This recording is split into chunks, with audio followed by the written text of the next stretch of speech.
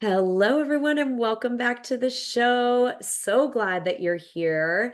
Thrilled to be together for another powerhouse session where we get to set ourselves, our mindset, our week, our month, our rest of this year up for massive epic growth and contribution and success. And that starts with getting filled up, getting inspired, getting ready to rise. So I'm so happy and thrilled to have you all here today. Those of you in our live audience here on Zoom, and all of you on social and through all the platforms that you are listening in on. We're so thrilled that you're here.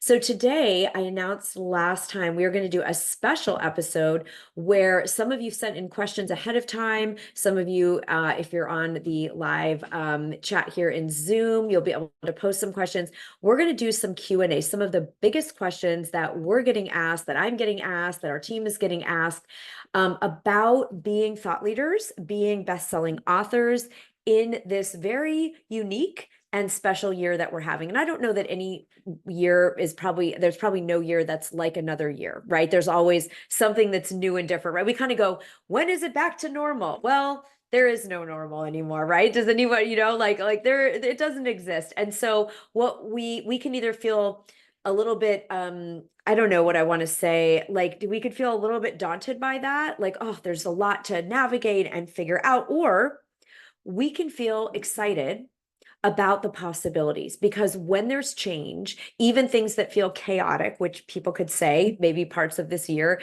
with different economic, political, global, all kinds of forces and sources, that is the breeding ground for innovation and creativity.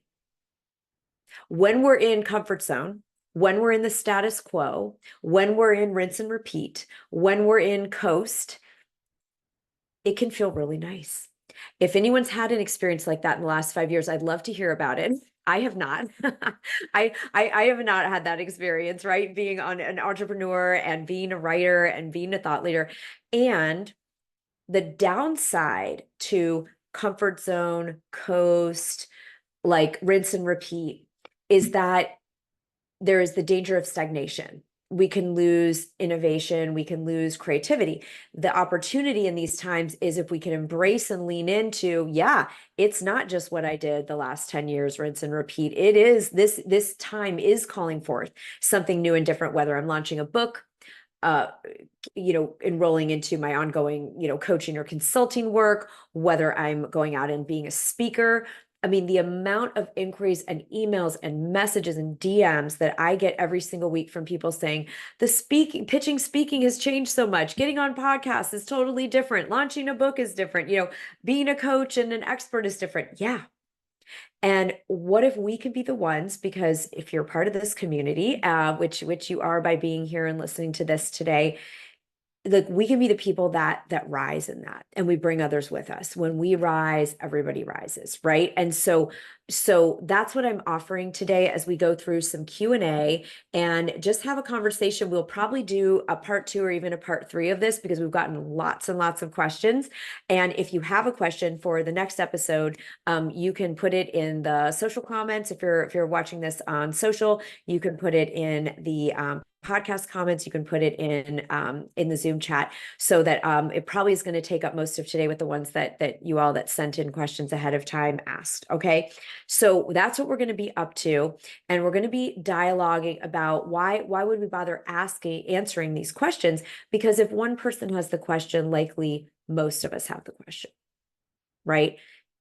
Here's what I want to preface before we get into this Q&A style episode. There is something that we believe deeply and strongly. I believe it personally, and it is part of our culture at Thought Leader Academy, that the answer is in the room. The answer you seek, the solution, the opportunity, the money, the time, the strategy, the big idea. I like to call it the divine download. It is at hand. When we ask the question, the answer is inherent in asking the question. That's part of the yin and the yang, the wholeness of the universe, the call and response. So I'm just going to offer that, just to see if that's not something you've been practicing or thinking about or embodying, just to walk in a space that what you are seeking is seeking you. and that the answers you need are at hand. And that by asking, the answer is guaranteed. The answer is assured. Okay. That's the consciousness that we work in Thought Leader Academy. That's the way I choose to live my life. And some days it's an act as if, because it feels overwhelming to think, what's the fix for this? What am I solving for here? But the answer really, and since I have adopted a number of years ago, where I've really set a commitment in my mind that any answer I seek is at hand, the answer is in the room. It is astounding how often that is proven true and quite quickly. All right. And it came to me. I've shared the story many times when I was speaking at an event, and Marianne Williamson was doing the keynote, and I was one of the like warm-up speakers. And she talked about in nature, whenever there is a poisonous plant, something that is poisonous to humans or animals, that the antidote grows within 12 feet. This was something that was discovered by, I don't know if it was botanists or, whoever was discovering this, that the antidote is within 12 feet of the poison. And so I take that on a metaphoric level here for our work, that whatever we need is at hand. It's here for us. It's not even far away. It's within a couple steps. The answer's in the room. Okay. So if we all just take a breath, even if it's just for this week, that you're going to walk around in, the answer is in the room. The answer you're seeking is in the room. Now, we have some actual questions today that we're going to answer. And again, please feel free to share in the chat or in the comments on social, wherever you are watching this broadcast, so that we can answer those in upcoming Q&A episodes.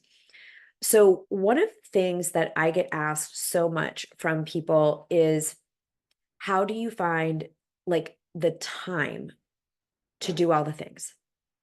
What we are being asked as leaders in this time is to be marketing experts on social media, churning out content as content creators on different platforms, email and socials and newsletters. We're, what are meant to be writing books, writing talks, going out and, doing podcast tours, doing books. I mean, there's a long list. Anyone relate? Like put yes in the comments or the Zoom when you're like, it's a long list. Where do I find the time? And so I come at this from a very maybe possibly different way that might be something you want to try on, where I don't focus on finding the time for anything, because there isn't any. I have a child, a dog, a husband, family. I am involved, contributing in my community. I care about, causes that I, contribute time and money to. I take care of my health. I work out. My son is very, I have one child, but he's an active child in many activities and sports and school and all these different things. I have two businesses and, a team. And so there's no time. There's never going to be any time. There's never going to be a convenient time. And there isn't going to be on paper time to add anything ever. So I don't even look at that as the starting point. What I focus on is my vision. And I deeply feel into what I feel called to on a soul level. This is just my words. You can substitute, whatever makes sense for you.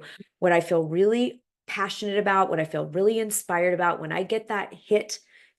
Who knows when I know we're not all in like one big, a live audience room together, but let me know in the comments or the chat if when you get an idea that's got some buzz, like you get an intuitive hit, you get an inspiration, you get the big magic strikes. And whether it's for your next book, or it's for a course, it's for an offer, it's for a connection, a program, an event, like a thought leader asset, like you feel it, right? We can feel when that happens. So I pay very close attention to those. And I do mindset work at the beginning of the day and the end of the day, that's another thing. Who has time to journal and meditate? And well, I'll tell you how I quote unquote find the time, because to me, it's non-negotiable. I've got to get my channel aligned and tuned and clear so that those ideas come. And then when I get one, I do not ask first, how can I figure out the time to do this? The first thing I do is I make a decision, because decisions determine our destiny, that I'm going to bring this idea into fruition, that I'm going to co-create the manifestation of this vision with the universe. Okay. This is my woo-woo language. If you don't like it, you can substitute. This is all could be very scientific. Neuroscience proves all of these same, processes and principles, right? So we make a decision to bring this idea into form. into life, into fulfillment, into completion.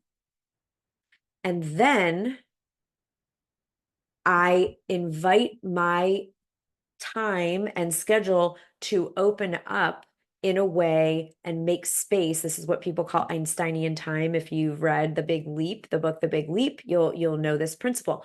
The time will show up. The answer's in the room, the time is in the room. And the way that it stays available, or that I find it, is I do some brain primes. This is the science part that I'm going to show you, the brain primes I use to figure out where the time and the energy and the resources could come from. But I also make it a non-negotiable. I make it non-negotiable. If I say I'm doing a book and I'm going to have this book done in, 6 weeks or 6 months or whatever my time frame that I feel like is aligned, with what I'm feeling, then I make it non-negotiable. How do I make it non-negotiable? I tell people that I care about not disappointing that I'm doing this, and by when will I do it? And that is one of the first steps I take in making sure, because I'm not going to come to all of you and say, I'm teaching book writing and then I'm going to just, sit around and never do another book. I'm not going to do that. And so I find ways to make it non-negotiable for myself. I let people know, here's what I'm doing and by when. I have accountability partners. I have writing groups. I have a coach. I have, people I care about that are our clients in Thought Leader Academy that I am not going to not keep my word to, right? And so I make it non-negotiable by letting people know, by creating accountability structures. So then the time will reveal itself, because it's not about the time anymore. It's about a commitment that I've made. It's about a yes that I've given. And so it is incredible how time will move and morph, because a lot of the time, it's not really about time. It's about valuing and believing in and prioritizing that what I'm doing is worth doing. Does anyone else relate to that? Like, if someone promised all of us today that they would give us $1 million on Friday if we fill in the blank of your thing that you haven't been getting done, writing your book, reaching out for speaking, booking podcasts, starting a podcast, whatever it is that you've been wanting to do this year and you haven't done it yet. If someone said, I'll give you $1 million by Friday if you, make substantial progress, every single one of us would do it. I don't think a single person here, whether you felt well, had energy, were in a fight with your mom, like didn't sleep well or did sleep well, felt inspired, it wouldn't matter. Do we get that? Like, it wouldn't actually matter, because we would be like, well, I'm going to get $1 million, which is going to open up all these opportunities, right? So I play that game with myself. I pretend someone is promising me $1 million at the end of the week. And then so the time will open up when we make something non-negotiable. We will just figure it out. I committed to doing a podcast every single week. We've done it every single week since it started. If I'm traveling, I batch them. I record several episodes before I go. Like, I'm going to be on a trip starting Wednesday for a week and a half. All the podcasts through September, the beginning of September, are already done, because I'm not going to miss a week, because I said I'm doing it every week. Did that mean I, did some on a weekend? Yeah. And I do not believe anything I'm doing is in what anyone will call hustle. Like, it's not, to me, hustling. It's about making decisions and let my life being led by a vision, and then making the choices that allow that to happen. So there's habit stacking. That's, I've got a book done in 6 weeks. Those of you that were on that journey with me, I thought it couldn't be done. It used to take me 3 or more years to write a book. And I thought there's no way, but some of our clients asked, could you make a playbook for a 6-week book? And I thought, well, I'm going to do this, right? There's some people here that want to do their book in 6 weeks. Let's figure this out. And it took me really digging deep and realizing, how can I habit stack? How can I write a chapter on the book on Otter dictating while I'm also walking on the treadmill and getting my workout in? How can I be driving to my son's school, dictating the next section of the book? And then, yes, I have to get on the computer and turn it into book form. But, I was able to rapidly, I innovated all kinds of time hacks to get that book done in 6 weeks. I also got up an hour earlier. That was a choice, but the time was there. And so, yeah, some people in the Zoom were saying, intentionality versus hustle. This is about leading from vision and letting the time build up around. And then guess what doesn't go? There were things that just get to be said no to. They're not the priority right now. So there is some just legit, this piece I'm not doing right now. This project isn't happening right now. I'm doing the book in 6 weeks. So that's one of the questions we got. How do you find the time? And what I start with is the vision, making a decision to bring that vision into form. And then here are the brain primes. Instead of saying, oh my God, I don't have time, this is going to be stressful. There's so much already. I can't see anything anymore. To like, how can I find the time? We ask a how question. We ask it to our brain, our higher self, our subconscious mind. How could I find the time? How could this book get written in 6 weeks, even though I already have a packed schedule? And if you really want to supersize it, because I'm a supersized girl, right? Except at McDonald's, which I don't go to, but I love that movie because it inspired me in this practice. Then the one you can do, which is activating your reticular activating system in the brain, is you say, how did I? You time travel and you just say, remind me how I figured out how to write this book in 6 weeks. And you send your reticular activating system in the brain is just like a dog fetching a toy. It will go fetch whatever toy you throw to go get the bone, and you throw a bone, the dog will go get the bone. So if you throw out, I don't have enough time, it's going to bring you the I don't have enough time bone. You're gonna feel stressed and overwhelmed and you won't have time. So what bone are we throwing it? How did I write this book in 6 weeks? How did I do outreach for speaking even when I can't see there's like that's it, right? So this was an answer to many different questions because I got asked about time, prioritization, accountability. So the accountability question you ask yourself is, who would I be unwilling to disappoint?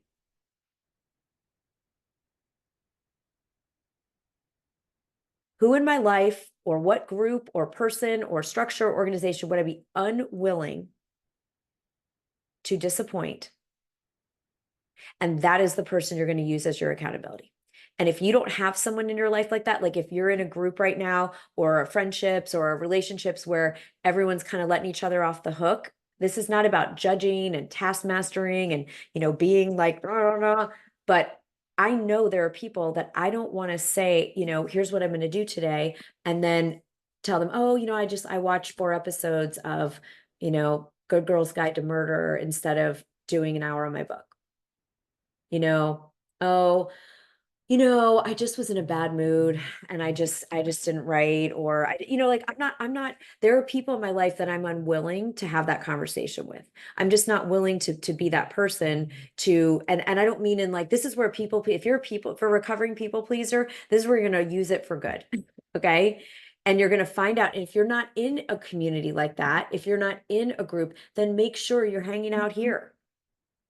Because those of you, I know a lot of you are watching the replay, those of you are on listening, you are doing it. You are getting after it. And this is not about not having time. I also make non-negotiable taking a walk every day where I'm not listening to it, not working, like truly just connecting, getting my body, getting grounded. I do get ideas on that walk lots of times, but it's not, I meditate every single day, multiple times a day. Just it's for me, I don't want to be the person I am without meditation. So that's what I do. It's not virtuous. It's not like to be a good person. It's because it lets me be the person I want to be here to be, as a mother, as a partner, as a coach, as a writer, all the things. So accountability, if you just want one piece today, because that was our other big question, who are you unwilling to disappoint?